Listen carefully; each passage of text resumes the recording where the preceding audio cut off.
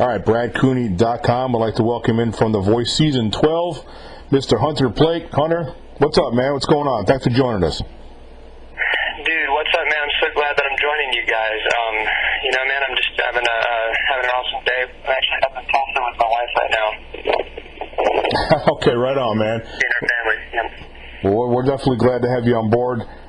First and foremost, congratulations on your successful blind audition, man. That must be pretty exciting for you. Yeah, dude, it's really crazy. It's really surreal to, especially watch it on TV, because, a lot of it's pre-filmed, and so it's just, you film it, and then all this stuff happens, and then you have to go home and pretend like it didn't happen. And so, after, keeping that a secret for so long, for it to finally be on TV is really crazy, man. You get two rushes, huh? You get the first rush, of course, would be actually performing the blind audition. And then you get a second win rush when it goes on TV for the rest of the world to see it. Right. The first one is really cool, and then the second one's oh crap, did I really look like that on TV? What the heck? And then, because I'd say for every artist, it's really weird to hear yourself sing for the first time. Mm-hmm. And it kind of was the same feeling watching myself on TV for the first time. It was whoa, okay, no, but I know people don't think I look weird, but I think I look weird because you don't see yourself like that all the time. So it's whoa. But it was cool. It was really cool, though. All right on, man. All right, so you sang "Carry On." This song I've always liked, and Gwen Stefani she's turned around first, and then Alicia Keys jumped in, and you ultimately picked Alicia Keys to be your coach, which they're all legends. You can't really go wrong with anybody. But Alicia Keys is 17 Grammy Awards, and I think it's 17. If I'm wrong, I'm close. Right. So talk a little bit about Alicia Keys. Yeah, man, it's a ton. So talk a little bit about what you can talk about anyway, because I know the show is still going on. But let's talk about Alicia Keys and the thinking behind picking her. Yeah, man, both of them. It was one of the hardest decisions I've had to make ever. Just because, like you said, they're all legends, and either one's a great pick. But Alicia said some things about singing for other people rather than just yourself, and I really caught on to that. I'm not sure if they aired that, but she said a lot about not being selfish with your gift and just letting sharing it with the world and making it not about yourself. And I like that a lot. And so that really was one of the main things that kind of spoke to me when she said that. And then honestly, it was like I was flipping a coin in my head when I picked. Mm-hmm. Both of them said a lot of really kind words, and I really wish I could have picked both of them. But at the end of the day, I had to pick somebody. And Alicia was actually somebody who I was going into it. I was like, I'd really like to work with her. And so I had that in the back of my head, and so I just said her name and picked her. So I don't regret it, though. She's awesome. Heck no. You'd have something wrong with you if you regret it. I mean, jeez. Talk about the nerve factor. You sing. I hear some Freddie Mercury in you, which is a huge compliment. And even that guy's awesome. Yeah, he's one of my favorite singers ever. And even Adam Levine made a comment about how difficult it is to sing the song you sang. Right. How do you keep your nerves in check and not quiver? And it's a huge thing. You're singing in front of these legends and in front of all these people. Right. In the beginning of the song, actually, I was quivering. I hit it the best I could, but in the very beginning, it was just a lot of nerves. Because you're walking on the stage and they're 20 feet away from you. You've got Adam Levine right there, and so you're trying to prove to them that you can make it on one of their teams and that you have what it takes. And so you have a lot of that going on, and a lot of nerves. And so honestly, after I got the chair from Gwen, is whenever my nerves got better. Yeah. At that point, I was like, okay, I've made it. That's all I need is just one chair. I've made it on the show, so now I'm just going to sing. And when that happened, it just kind of clicked. It was just okay, I'm just going to sing now. And then after that, I was chill for the rest of my time. I'll be honest with you, the first, 10 or 15 seconds was very nerve-wracking. And then after you get a chair, it's a lot easier, Mm-hmm. And the longer you're on the show, the easier it gets, for sure. So what went through your mind like you just explained what went through your mind when Gwen Stefani turned, but what about when Alicia came around?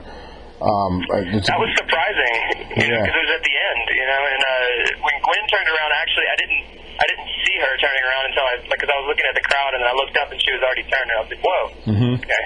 But with Alicia, I was kind of mind blown that she turned, because it was at the very end, because I was ending the song, and there was probably about another 5 seconds left, and I knew that there was a chance that one of them could have turned, but she just, when she turned, I was like, okay, I'm going to pick her. Like, that's what I was thinking. Oh, wow. I had to go with Alicia from the beginning, and so I'm going to pick Alicia, and so I don't know, I just can't explain it. It was like a gut feeling, like that's who I need to be with. So, you know what though? Have you watched the blind audition on the Voices YouTube channel yet? Have you watched it? I have, yes. If you notice, Alicia Keys was really interested in you all the way, though. I know she hit late. I know she turned late, but you could tell by her body language and her face expressions she was really into you, though. Really interested. Right, and that's very flattering, too, and what's funny is while you're singing, it's like you can't see that, obviously. Sure. It's just, you don't know what's going on behind the chair, and that also makes it very nerve-wracking. Yeah, I can imagine. How did you sleep the night before? How did that go?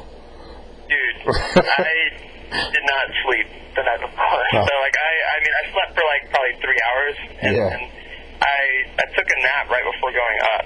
And so, I slept for 3 hours, woke up at 6, went to hair and makeup, and then took a nap in the green room before going up, and just had enough energy to get through that. And then as soon as the adrenaline wore off after that, I crashed.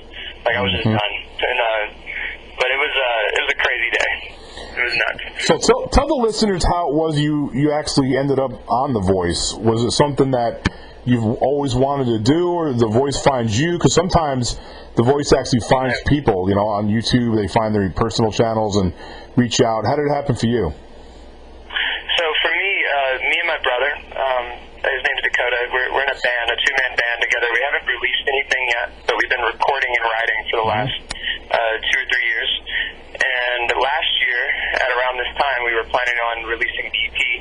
And when we were starting it, we realized we had no fan base and nobody really wanting to listen to our music because nobody knew of us. And so I was thinking of ways to build a fan base, and I was like, let's talk about some stuff. And so I was like, let me just see. I'm just going to send a video into The Voice. And we had some other plans as well, but I was like, that was one of the plans. I was like, I'll just send a video in and just see what happens. Because if I make it on The Voice, that would really help us. And the name of our band is Plake, so it would work with it, because my name's Hunter Plake, and it's a weird last name. So I think people would remember it, so it's like, let's just go with it. And then after it, if The Voice happens to work out, then we'll release music after that. And so it just happened to work out. So I sent in the video, and they liked it.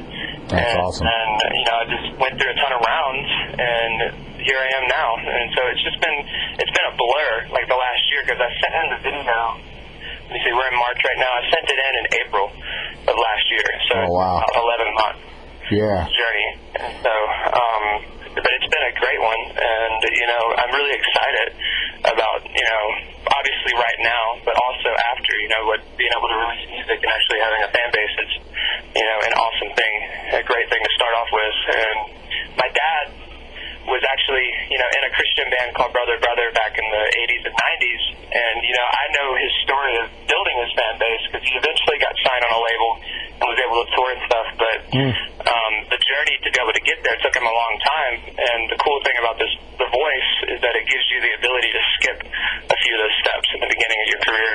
And so it's a very unique experience, and I'm very thankful to be here. Yeah, and the nice thing about being on The Voice and actually making it on the show, it's always for eternity on your resume now. Going forward, win, lose, or draw this competition, because we don't know what's going to happen in the future. Only one person can win. Hopefully it's you. But, whatever happens, you got this on your resume forever going forward. Everyone, I know this sounds kind of cliche, but it's really the truth. If you make it on the show, then you're a winner. Yeah, for sure. You get to share at the blind, and you get to be around them, and you get to sing on the show, then you are a winner. At that point, just because you can use anything that's put in your hands, and that is like I said, a very big blessing to be able to be surrounded by legends like that early in your career, and as well as just being able to have that exposure is just really an awesome thing. Yeah. You mentioned a minute ago about all the different rounds you have to go through. People don't realize, a lot of the fans don't realize, it's a freaking marathon you got to run before you get on TV, man. Dude, they make it look like you walk up to the studio, right? And, go in, and that's the tryout day. But it's definitely, I would say this is not something you do on the side. Right. Like if you're wanting to try out for The Voice and you have what it takes to make it, then you got to be ready to put aside a year, which is awesome for people who are pursuing music. That's what we do. That's all we do. But like it's definitely not something to do on the side while working a job or something. Right. And so it's a lot. Absolutely. All right, so you're from Baton Rouge. I live in Jackson, Mississippi, so we're not too far away. Wow. Right, and church is a big part of your life, as the Voice showed. Leading up to your blind audition, the little segment they show. So how has the experience singing in church helped you and to prepare you for this experience? In every way. I mean, the churches that I grew up at were very professional with their music, and I've just had the blessing of being able to be around a lot of awesome musicians, and so especially the church I'm at right now. I moved over to Lafayette after the flood in Baton Rouge. Yeah, I remember that. But the church I'm at right now is really big, okay, and the mics, like everything down to the microphones and everything they use is actually the same as The Voice, and I didn't even know that. And so, like, anyway, I've been singing there for the last couple of years, just every Sunday, just getting experience with them, and then I show up to The Voice and it's the same exact microphone and same exact setup that I'm used to every single Sunday, and so that was a huge, just a huge advantage for me being in that environment every Sunday. And I would definitely say for people who are wanting to be professional musicians that, getting plugged into an awesome, positive church that has a lot of like professional musicians there, it's a very good place to be, just because of, the exposure to professional sound, and also just being around that environment is just great to grow. And I don't write Christian music. I write songs about life and about my personal struggles, and I consider myself an indie pop artist, but I definitely have some undertones from my upbringing in church and stuff that you can hear if you really look into the lyrics. But it definitely has helped me a lot as far as maturing as an artist. Yeah, it's great. It's good you had that to fall back on. All right, so we mentioned a little while ago you picked Alicia Keys, and I understand you probably can't get into a whole lot about what she's been doing with you as far as working with you. But is there anything you can share with the listeners out there that Alicia's done for you that's made you a better performer? Alicia, I'd say every one of those coaches have their own strength and things that they're really good at that make them them. And Alicia is very good at emoting in her music and connecting to the songs and the lyrics. And she's really shown me a lot about that, just how to do that and how to forget about everything around me and just focus on the song and the lyrics and connecting emotionally. Because I'm a very analytical guy, naturally. Tend to be a technical guy as far as like vocally, and she's really shown me the other half of that. Like, hey, you don't always have to be like that. You can relax and just emotionally connect. And I'd say that's the biggest thing that I've pulled from her so far, being on the show with her. Good stuff. I've got a couple more questions for you. I'll let you go. I know you're probably pretty busy. What's some advice you could share with somebody who's perhaps listening to this, that's thinking about doing this, thinking about trying out for The Voice? You know what? I would say this: know who you are as an artist, and stick with that. Like, you know, be confident in who you are, and have an opinion when you're there, and because they like that. You know, it's natural to go into these huge spaces and be afraid to have an opinion, but you can have an opinion and be an honorable person at the same time, and, you know, not be a jerk, but you know, just make sure they know who you are and the way that you want to portray yourself on TV. Oh, that's great advice. All right, man, I'm going to let you go. I know we can't get into a whole lot of stuff because the show's still going on, so I always gotta be careful when I do these interviews.